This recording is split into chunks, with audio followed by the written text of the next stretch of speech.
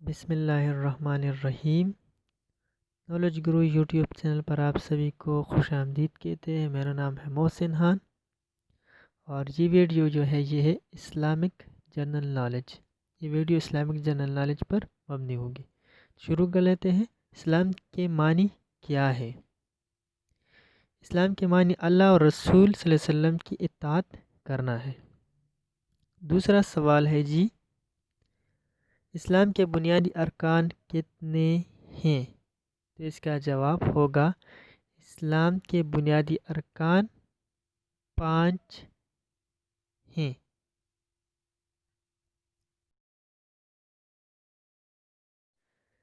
اگلا اور انتہائی اہم سوال ہے جی، اسلام کے بنیادی ارکان کون کون سے ہیں؟ ٹھیک ہے، یہ اس طرح بھی آ سکتا ہے 4 ارکان دیے ہوئے ہوں گے اور ایک کو مس کیا ہوا ہوگا، تو آپ نے اس کا جواب ہے جی کلمہ، نماز، زکوٰۃ، روزہ اور حج۔ ٹھیک ہے، تو اگلا سوال ہے ایمان مجمل کیا ہے؟ ٹھیک ہے، ایمان مجمل کے بارے میں بتا رہا ہے کہ یہ کیا ہے۔ اس کا جواب ہے اللہ پر ایمان لانا، اللہ پر اس کی صفات سمیت ایمان لانا ہے، اس کو ہم کیا کہیں گے؟ ایمان مجمل۔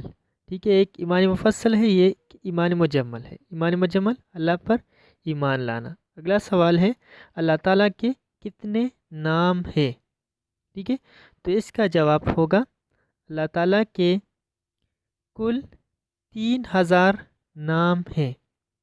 ٹھیک ہے، اللہ تعالیٰ کے 99 نام تو قرآن مجید میں ہیں، باقی جو ہے وہ بھی اللہ تعالیٰ کے نام موجود ہے۔ ٹھیک ہے، اگلا سوال ہے قرآن مجید میں اللہ کے کتنے نام درج ہیں؟ یہ تو انتہائی آسان سوال ہے، اس میں آ سکتا ہے قرآن مجید میں اللہ کے کل 99 نام درج ہے۔ جس نے بھی قرآن مجید کا ختم کیا ہو اس کو یہ پتہ ہوگا۔ اگلا سوال ہے جی،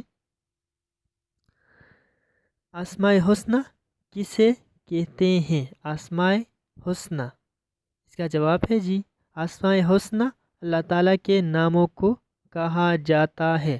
اسماء اسم کی جمع ہے۔ ٹھیک ہے، اگلا سوال ہے مخلوق کی روزی اور بارش برسانا کس فرشتہ کی ذمہ داری ہے؟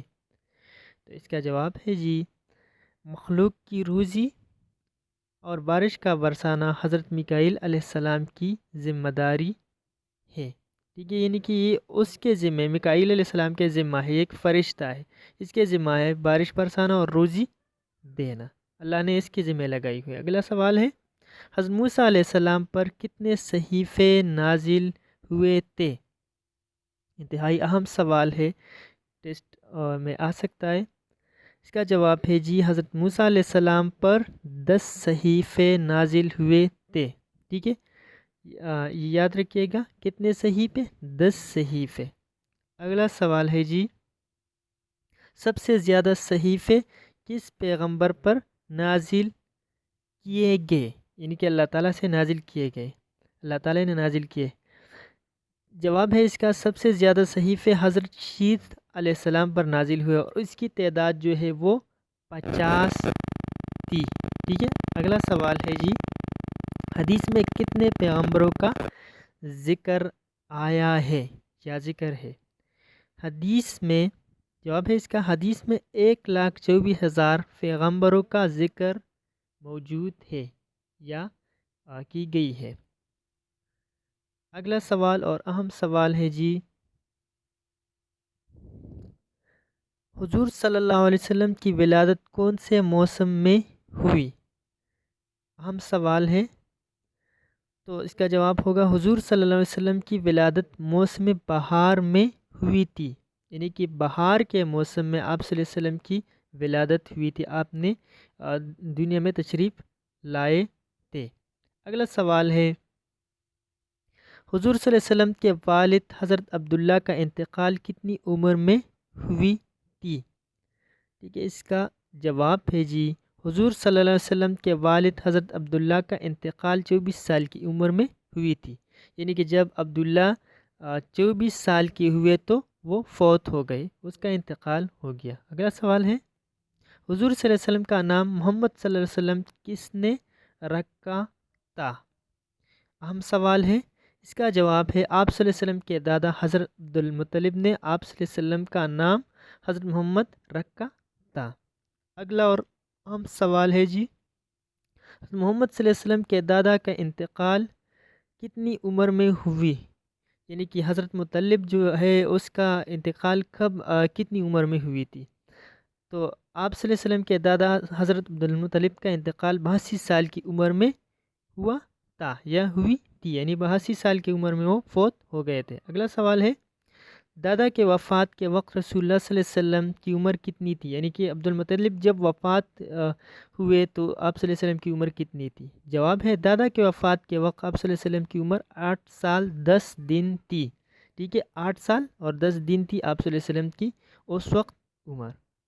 اگلا سوال ہے، 12 سال کی عمر میں آپ صلی اللہ علیہ وسلم نے چچا کے ہمراہ کس علاقے کا تجارتی سفر کیا؟ اہم سوال ہے، تو اس کا جواب ہے 12 سال کی عمر میں آپ صلی اللہ علیہ وسلم نے شام کا سفر اپنے چچا کے ہمراہ کیا تھا۔ ٹھیک ہے، یعنی کہ جب آپ صلی اللہ علیہ وسلم 12 سال کے ہوئے تھے تو آپ صلی اللہ علیہ وسلم نے اپنے چچا کے ہمراہ شام کا سفر کیا تھا۔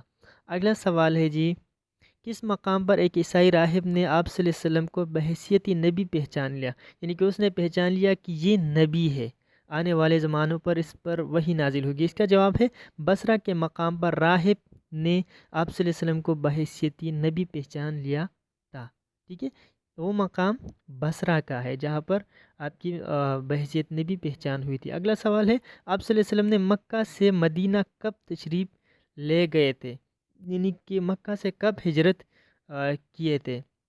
اس کا جواب ہے، آپ صلی اللہ علیہ وسلم نے مکہ سے مدینہ 621 عیسوی میں تشریف لے گئے تھے۔ ٹھیک ہے، 621 عیسوی میں آپ صلی اللہ علیہ وسلم نے ہجرت کی تھی۔ اگلا سوال ہے، آپ صلی اللہ علیہ وسلم نے مدینہ میں کتنے سال تبلیغ کی؟ اہم سوال ہے، آپ صلی اللہ علیہ وسلم نے مدینہ میں 10 سال تبلیغ کی تھی۔ 10 سال آپ نے مدینہ میں محنت کی تھی، تبلیغ کی تھی وہاں کے لوگوں پر۔ اگلا سوال ہے، فتح مکہ کے بعد آپ صلی اللہ علیہ وسلم نے حج کب کیا؟ انتہائی اہم سوال ہے، NTS PTS میں آ سکتا ہے، CTS میں۔ تو اس کا جواب ہے، فتح مکہ کے بعد آپ صلی اللہ علیہ وسلم نے 10 ہجری کو حج کیا۔ ٹھیک ہے، اپنی وفات سے تقریباً 1 سال پہلے آپ صلی اللہ علیہ وسلم نے حج کیا تھا۔ اگلا سوال ہے، آپ صلی اللہ علیہ وسلم کا وصال کس ہجری میں ہوا؟ یعنی کہ آپ صلی اللہ علیہ وسلم ہم سے کب جدا ہوئے، یعنی دنیا سے کب تشریف لے گئے؟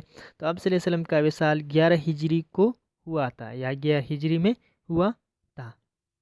اگلا سوال ہے، کس سن ہجری میں سود حرام قرار دیا گیا؟